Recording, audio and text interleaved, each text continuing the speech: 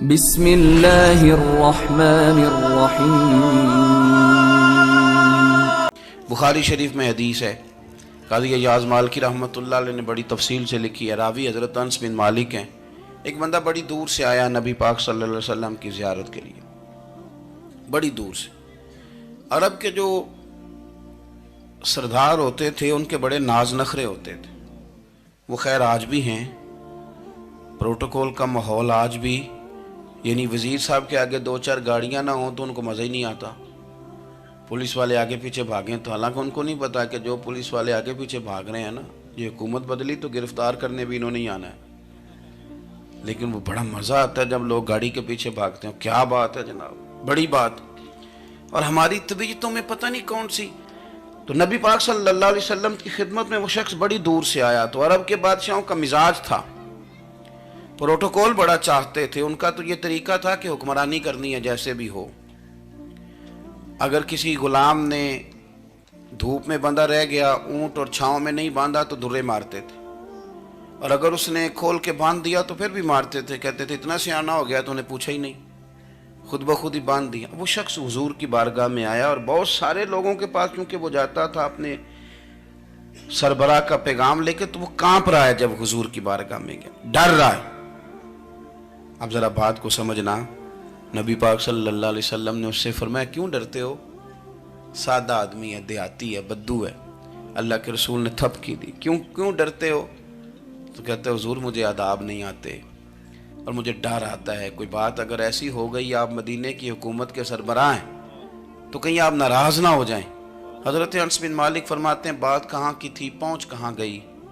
جب اس نے یہ کہا نا کہ آپ تو حکومت کے سربراہ ہیں، کہیں کوئی غلطی نہ مجھ سے ہو جائے، تو نبی پاک کی آنکھوں میں آنسو آ گئے، حضور رونے لگے، اور نبی پاک صلی اللہ علیہ وسلم فرمانے لگے نہ بھائی، تو کسی حکومت کے سربراہ کے پاس نہیں آیا، نہ تو اس بیٹے کے پاس آیا ہے جس کی ماں گوشت کے خشک ٹکڑے کھا کے بھی گزارا کر لیتی۔ میں تو ایک غریب ماں کا بیٹا ہوں۔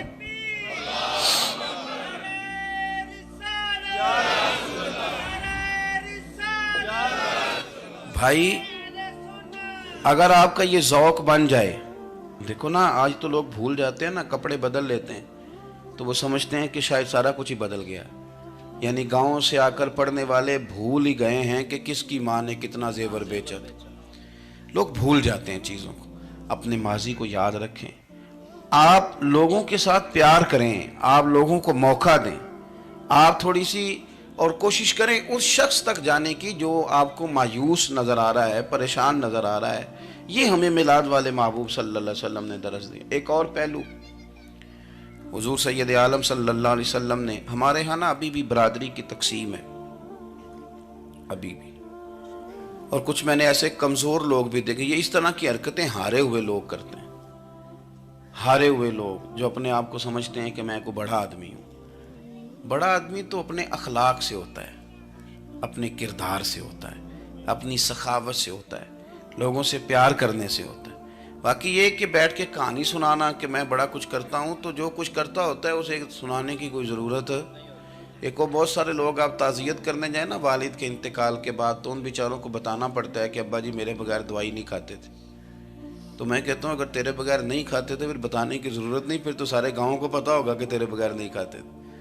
اور اگر کوئی دال میں کالا ہے تو پھر تیری وضاحت کوئی بندہ قبول نہیں کرے گا۔ تو آپ کو بتانا کیوں پڑ رہا ہے، اور آپ بار بار اس بات کا ذکر کیوں کر رہے ہیں کہ ہم بہت بڑے قبیلے کے ہیں؟ صاحب اگر آپ بڑے قبیلے کے ہیں تو پتہ ہوگا سارے علاقے کو آپ کتنا لوگوں کا خیال کرتے ہیں، آپ کس قدر محبت کرتے ہیں، آپ کا انداز کریمانہ کس طرح کا، پھر آپ کو بتانے کی کوئی ضرورت نہیں ہوتی، پھر خود بخود خبر ہوتی ہے۔ حضرت سیدنا ابو ذر غفاری رضی اللہ تعالیٰ عنہ، قبیلہ بنو غفار ایک بڑی شاخ تھی قبیلوں میں سے، جو لوگ اس زمانے میں مالدار قبیلوں سے تعلق رکھتے تھے، ان میں سے ایک بڑا نام تھا۔ ساری زندگی چودراہٹ کی، لیکن میلاد ایک انقلاب کا نام ہے۔ میں میلاد منانے والے دوستوں سے گزارش کرتا ہوں کہ آپ ہر سال میلاد منائیں، اور ہر سال میلاد کے بعد آپ تھوڑے بدل بھی جائیں، یعنی تھوڑے سے بدل جائیں۔ کچھ لوگ کہیں یار یہ داڑھی میں نے نا 12 ربیع الاول والے دن رکھی تھی، یہ میری میلاد والی داڑھی ہے، اور داڑھی رکھیں بھی نبی پاک کی مرضی کی، کس کی مرضی کی؟ نہ ناراض ہو جائے جی میں ٹور چلا بس. کس مرضی کی جی؟ اپنی مرضی کے نہیں. داڑھی کا وزن کو نہیں ہوتا کہ پوری مٹھی رکھیں گے تو آپ کو کوئی دقت ہوگی. کوئی وزن نہیں. پوری رکھیں. جو حضور کا طریقہ مبارکہ ہے جو ہمیں ملتا ہے اس پر آپ توجہ فرمائیں. تو میں جو بات عرض کرنے جا رہا ہوں وہ میلاد انقلاب ہے. حضور سید عالم صلی اللہ علیہ وسلم کی بارگاہ میں آنے سے پہلے لوگ کچھ اور ہوتے تھے اور یہاں سے ہو کے جاتے تھے تو پھر ان میں تبدیلی آتی تھی. میں سارا دن کرامتیں سناؤں نا کسی کو اپنے پیر صاحب کی اور اپنے گھر میں بھی کہ میرے حضرت بڑے میرے استاد بڑے, لیکن بیوی کے ساتھ اگر میں ترش لہجے میں بات کروں گا تو وہ کہے گی اے سکھاندے نے تینوں پیر صاحب. دوست کہیں گے یہ سکھاتے ہیں آپ. تو آپ کی کہانیاں نہیں چلتی, آپ کا کردار چلتا ہے. حضرت ابو ذر غفاری رضی اللہ تعالیٰ عنہ فرماتے ہیں چونکہ میں چودھری تھا, سیدنا بلال حبشی رضی اللہ تعالیٰ عنہ کے پاس میں بیٹھا تھا. کسی بات میں بات آگے بڑھی اور بڑھتے بڑھتے بات شکنجی تک چلی گئی. رائے کے اختلاف نے باتوں میں تلخی پیدا کر دی اور جب تھوڑے لفظ اور تیز ہوئے تو میں نے انہیں کہہ دیا چپ کر, تو ابشن کا بیٹا ہے. کس کے بیٹے تھے حضرت بلال؟ کہتے ہیں جب انہوں نے مجھے کہا تو میرا دل بڑا ٹوٹا, لیکن میں نے ارادہ کیا کہ میں نے حضور کی بارگاہ میں نہیں عرض کرنی. اب ہر بات کی ہم حضور کی بارگاہ میں شکایت کریں. لیکن میں جا کے مسجد میں بیٹھا اور جب سرکار آئے نا, ارادہ نہیں تھا کہ عرض کروں گا, لیکن حضور کا چہرہ دیکھا تو دکھ میرا خود ہی تازہ ہو گیا. رونے کا بھی تو تب ہی مزہ آتا ہے نا کوئی اپنا ملے تو. فرماتے ہیں کہ میرے آنسو نا بغیر اختیار کے چھلک پڑے اور میں کھل کے روئے, کھل کے. قربان جاؤں محبوب کے بھی حضور نے پاس نہیں بلایا بلکہ نبی پاک اٹھ کے خود میرے پاس آئے اور مجھے کندھوں سے پکڑ کے سینے سے لگایا, اور جب میں کھل کے رو لیا تو حضور میرے آنسو پوچھنے لگے.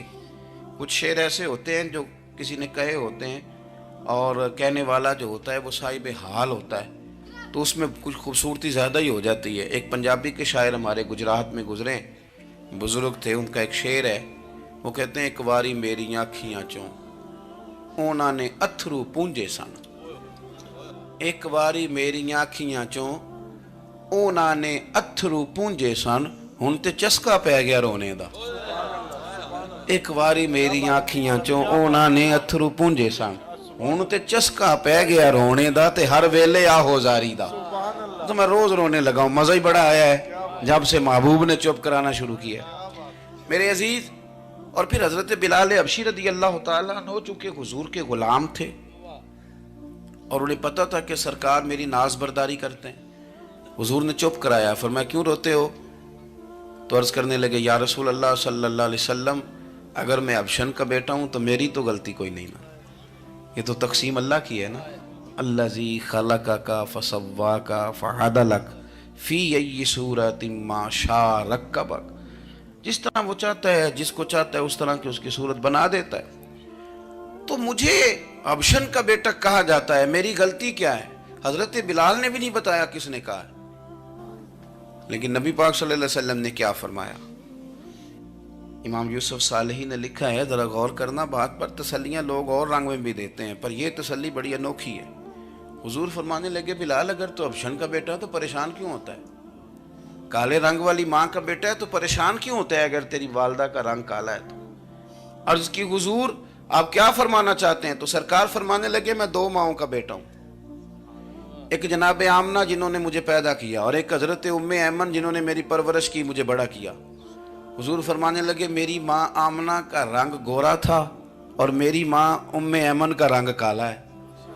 تو فرمایا اگر تجھے کسی نے کالے رنگ والی ماں کا بیٹا کہا تو اسے کہہ دینا مدینے والی محبوب کے بھی تو ایک والدہ کا رنگ کالا ہے, تو کہہ دینا. حضرت بلال کہتے ہیں کہ وہ اس طرح کی تسلی تھی, طفل تسلیاں نہیں جس طرح کی ہمیں دی جاتی, وہ اس طرح کی خوبصورت تسلی تھی کہ اس کے بعد میرا دل ایسا ٹھنڈا ہوا, پھر کسی کا تانا نہیں رہا, پھر کسی کی تکلیف نہیں رہی. رسول پاک صلی اللہ تعالی علیہ وسلم نے یہ جو آج تقسیم ہے ہمارے ہاں اونچ نیچ کی, چھوٹے بڑے کی, ذات برادری کی, حضور فرماتے ہیں میں نے پاؤں کے نیچے رکھ کے کچل دی. اب اس کا کوئی سٹیٹس نہیں رہا, اب یہ کوئی معاملہ نہیں. پھر میرے بھائی ایک معاملہ ہمارے اندر جو اور بڑی شدت کے ساتھ آیا ہے اور جس نے بڑا زور پکڑا ہے وہ یہ ہے کہ ہم نا پڑھے لکھے لوگ پڑھے لکھے لوگوں سے معذرت کے ساتھ، پڑھے لکھے لوگوں کا بھی ایک مسئلہ ہے، وہ دوسروں کو جاہل کہنا ضروری سمجھتے ہیں، الا ماشاء اللہ۔ میں اکثر کہتا ہوں کہ یہ تو آسان کام ہے نا، آپ نے کہہ دیا جاہل نہیں جی سارے پنڈ والے، یہ تو بڑا آسان کام ہے، تو جان چھڑانے والی بات ہے۔ ان پڑھ ہیں جی اس قوم دا کچھ نہیں بن سکتا، بھی تو آسان کام ہے، جان چھوٹ گئی۔